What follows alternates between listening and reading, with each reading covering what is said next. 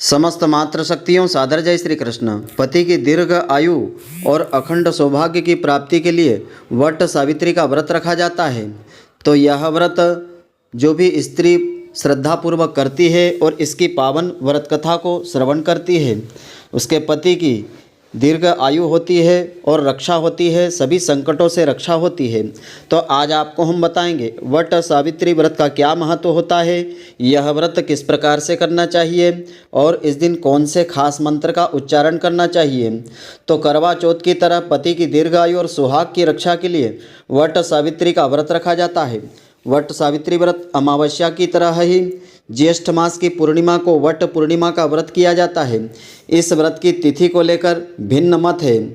तो स्कंद पुराण तथा भविष्योत्तर पुराण के अनुसार ज्येष्ठ मास के शुक्ल पक्ष की पूर्णिमा को यह व्रत करने का विधान होता है। वहीं निर्णय सिंधु के अनुसार ज्येष्ठ मास के अमावस्या को व्रत करने का वर्णन मिलता है। तो इस बार यह व्रत दिनांक 22 जून 2024 को रखा जाएगा। तो इस दिन ब्रह्म मुहूर्त में उठ करके घर की साफ सफाई करें, फिर स्नान ध्यान करके पवित्र स्वच्छ सुंदर वस्त्र धारण करें। इस दिन 16 श्रृंगार करना अति शुभ माना जाता है। इसके बाद सबसे पहले सूर्य देवता को अर्घ्य देना चाहिए। तो ज्येष्ठ पूर्णिमा के दिन स्त्रियां उपवास रख करके बरगद या पीपल के वृक्ष के नीचे बैठ करके पूजा आराधना करें। पूजा के समय महिलाओं को शुद्ध जल और कच्चे दूध से वट वृक्ष को सींचना चाहिए। वृक्ष के तने में कच्चा सूत या लाल मोली लपेट करके कम से कम 7 परिक्रमा करना चाहिए और एक बांस की टोकरी में 7 तरह के अनाज रखें व दूसरी टोकरी में सावित्री की प्रतिमा रख करके जल अक्षत कुमकुम से उनकी पूजा करें।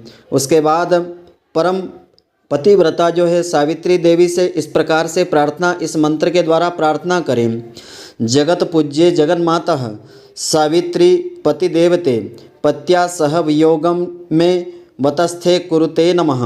अर्थात जगन्माता सावित्री, तुम संपूर्ण जगत के लिए पूजनीय तथा पति को ही इष्ट देव मानने वाली पतिव्रता हो।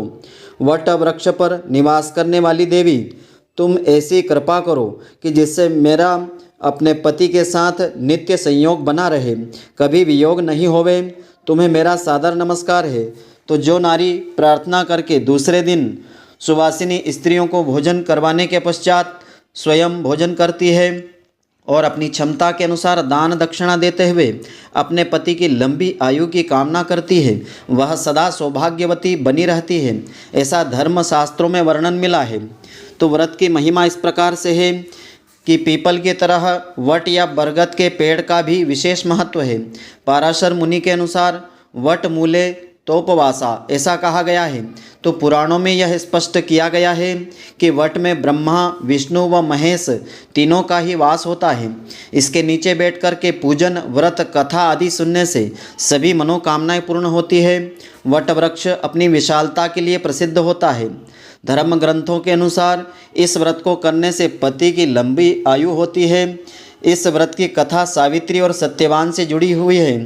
तो कहते हैं कि ज्येष्ठ पूर्णिमा के दिन ही सावित्री ने अपने पति सत्यवान को यमराज से जीवित करवाया था। तो इस कथा को इस दिन श्रद्धापूर्वक आस्थापूर्वक वट वृक्ष के नीचे पूजा अर्चना करने के पश्चात सुनना चाहिए, तभी इस व्रत का पूरा फल प्राप्त होता है। तो वट सावित्री व्रत वाले दिन इस कथा को पढ़े या सुने बिना इस व्रत का पूरा फल प्राप्त नहीं होता है। अतः इस व्रत कथा को श्रद्धापूर्वक श्रवण करना चाहिए। तो कथा के अनुसार, प्राचीन कथा के अनुसार मद्र देश में अश्वपति नाम के धर्मात्मा राजा राज्य करता था। उसके यहाँ कोई संतान नहीं थी। संतान प्राप्ति के लिए राजा ने यज्ञ करवाया, जिसके शुभ फलों से कुछ समय बाद उन्हें एक कन्या की प्राप्ति हुई। राजा ने इस कन्या का नाम सावित्री रखा। जब सावित्री विवाह योग्य हुई तो उन्होंने द्युमत सेन के पुत्र सत्यवान को अपने पति रूप में वरण किया। तो सत्यवान के पिता भी राजा थे, परंतु उनका राजपाट छिन गया था, जिसके कारण वे लोग बहुत ही दरिद्रता में जीवन व्यतीत कर रहे थे। तो सत्यवान के माता पिता की भी आँखों की रोशनी चली गई थी। सत्यवान जंगल से लकड़ी काट करके लाते और उन्हें बेच करके जैसे तैसे अपना गुजारा किया करते थे। जब सावित्री और सत्यवान के विवाह की बात चलने लगी तभी एक दिन नारद मुनि वहां पहुंच गए तो सावित्री के पिता राजा अश्वपति को बताया कि सत्यवान अल्प आयु है, यानी सत्यवान की आयु बहुत कम है और विवाह के 1 वर्ष बाद ही उसकी मृत्यु हो जाएगी। जिसके कारण सावित्री के पिता ने उन्हें समझाने के बहुत प्रयत्न किए, लेकिन सावित्री ने फैसला नहीं बदला, अपना विचार नहीं बदला। आखिरी में सावित्री और सत्यवान का विवाह हो गया। इसके बाद सावित्री सास ससुर और पति की सेवा में लग गई। समय बीतता चला गया और वह एक दिन आ गया जिसके बारे में नारद मुनि ने बताया था। तो उस दिन सावित्री भी सत्यवान के साथ वन में गई थी। वन में सत्यवान लकड़ी काटने के लिए जैसे ही पेड़ पर चढ़ने लगा कि उसके सिर में असहनीय पीड़ा होने लगी और वह सावित्री की गोद में सिर रख कर के लेट गया। कुछ ही समय में उसके समक्ष अनेकों दूतों के साथ स्वयं यमराज खड़े हो गए। यमराज सत्यवान की आत्मा को लेकर दक्षिण दिशा की ओर चलने लगे। पतिव्रता सावित्री भी उनके पीछे पीछे चलने लगी।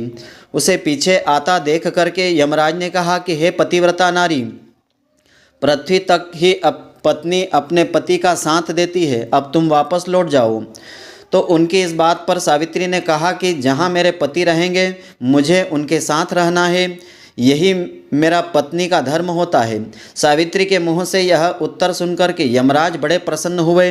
उन्होंने सावित्री को वर मांगने को कहा और बोले कि मैं तुम्हें 3 वर देता हूँ, बोलो तुम कौन कौन से 3 वर ले सकोगी।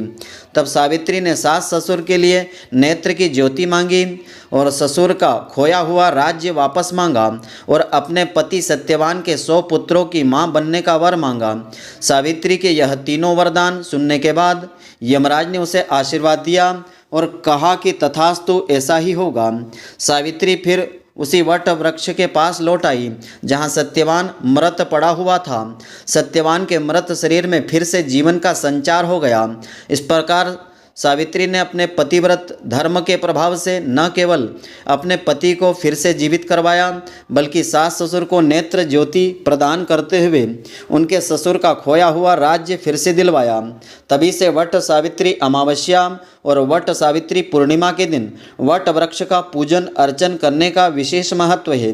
यह व्रत करने से सौभाग्यवती महिलाओं की सभी मनोकामनाएं पूर्ण होती है और उनका सौभाग्य अखंड रहता है। तो आशा करता हूँ कि आपको हमारी यह ज्ञानवर्धक जानकारी पसंद आई होगी।